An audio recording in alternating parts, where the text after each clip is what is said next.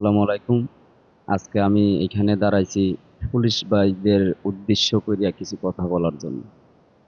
এই যে ৫ই আগস্টের পর থেইকা বাংলাদেশে পুলিশের পুলিশদেরকে যে হত্যা করা হলো, এই পুলিশদের জন্য আপনারা অনেক সোশ্যাল মিডিয়াতে দেখছেন। উম আমরা এই পুলিশ হত্যার বিচারের জন্য আমরা আন্দোলন করছি এবং কথা বলছি। এবং আমরা এরকমও বলছি যে বাংলাদেশে পুলিশ হত্যার সঠিক বিচার যদি হয় তাহলে সেটা একমাত্র আওয়ামী লীগ সরকার করতে পারে। এবং আওয়ামী লীগ সরকার ছাড়া পুলিশ হত্যার বিচার এই বাংলাদেশে সঠিকভাবে কোনো দল করতে পারবো না। কারণ আওয়ামী লীগ দল একাত্তরের পক্ষের দল, স্বাধীনতার পক্ষের দল, গণতন্ত্রের পক্ষের দল। এই জন্য আমরা আওয়ামী লীগের হইয়া পুলিশ হত্যার বিচারের প্রতিবাদ জানাইছি।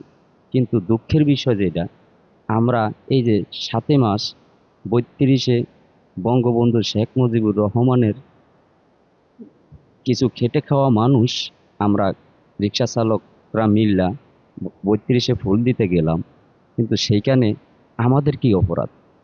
আমরা বঙ্গবন্ধুকে ভালোবাসি, আওয়ামী লীগকে ভালোবাসি, জননেত্রী শেখ হাসিনাকে ভালোবাসি।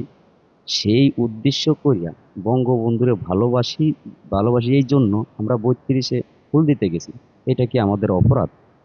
আপনারা আমরা আমাদের যেই ৭ জন ভাই বোন এরেস্ট হইছে তাদের ব্যাকগ্রাউন্ড জাইনা দেখতে পারেন। তারা আওয়ামী লীগের কোনো বড় ধরনের পোস্টে আছে কিনা। এরা সাধারণ ভোটার।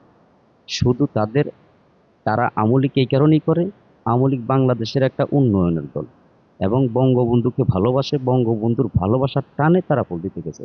তো বঙ্গবন্ধুকে ভালোবাসা ফুল দিব, এটা কি অপরাধ?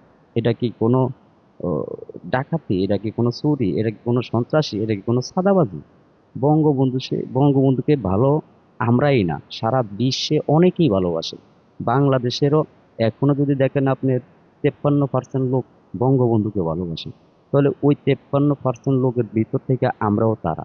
তাহলে আমরা খেটে খাওয়া মানুষ, আমরা বঙ্গবন্ধুকে ভালোবাসি। সেই জন্য ফুল দিতে গেছি। আপনারা আমাদেরকে এরেস্ট করলেন। কি ভাই, অপরাধটা কি? আপনার যেই বাংলা বঙ্গবন্ধু দিল আমাগরে পাকিস্তান থেকে অনেক সংগ্রাম লড়াই কইরা, সেই বাংলায় বঙ্গবন্ধুর কথা বলতে পারবো না, বঙ্গবন্ধুর গুণগান গাইতে পারবো না। তো আমরা কি এখন এই বাংলাদেশে রাজাকারের গুণকীর্তন গামু? আমরা যেই রাজাকাররা আমাগো ৩০ লক্ষ মা বোনের ইজ্জত নিল, আমাদের অনেক ভাই হত্যা করলো, এই বাংলাদেশে কত মানুষে অত্যাচার করলো, বাংলাদেশ ধ্বংস করার জন্য এখনো পায়তারা করতেছে। তাহলে আমরা সেই দেশদ্রোহীর পক্ষ হয়ে কথা বললে কি আপনাদের ভালো লাগবে ভাই? পুলিশ ভাইদেরকে বলতেছি।